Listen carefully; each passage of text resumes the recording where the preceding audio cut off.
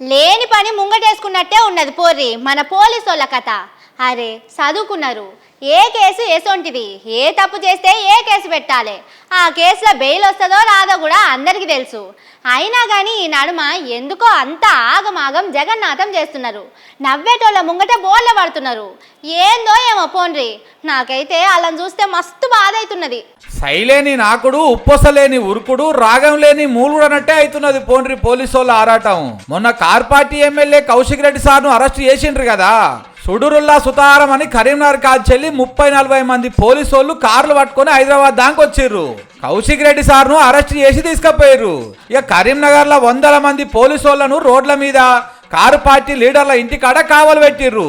పాపం పండుగ పూట సంబరం కూడా లేకుండా అయిపోయింది పోలీస్ అన్నలకు. కానీ ఇంత సినిమా చేసి పట్టకపోతే అంత ఉట్టిగానే అయ్యింది కథ.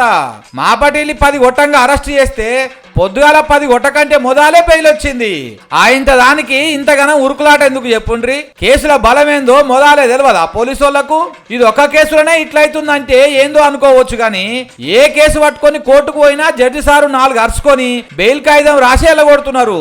పాపం పోలీసోళ్ళు సర్కారోళ్ళు చెప్పిండ్రు కదా అని ఉరికితే కార్లల్లా, వ్యాన్లల్లా డీజిల్ పెట్రోల్ పైసలు, డ్యూటీకి వచ్చిన వాళ్ళకు జీతం పైసలు, తిండి ఖర్చు పైసలు మీద పడుతున్నాయి తప్పితే ఏమన్నా ఉపయోగం ఉన్నదా చెప్పుండ్రి? నిజంగా పోలీస్ అన్నలను చూస్తే మస్తు బాధ అవుతున్నదుల్లా. ఎట్లుండేటోళ్ళు ఎట్లయిపోయిర్రు మరి? రేవంతం సార్ చెప్తున్నాడని చేస్తున్నారో లేకపోతే ఇంకెవరన్నా పోరు పెడుతున్నారో గాని అయిన దానికి కాని దానికి పోయి అట్టిగానే ఆగమైపోతున్నారు పోర్రి.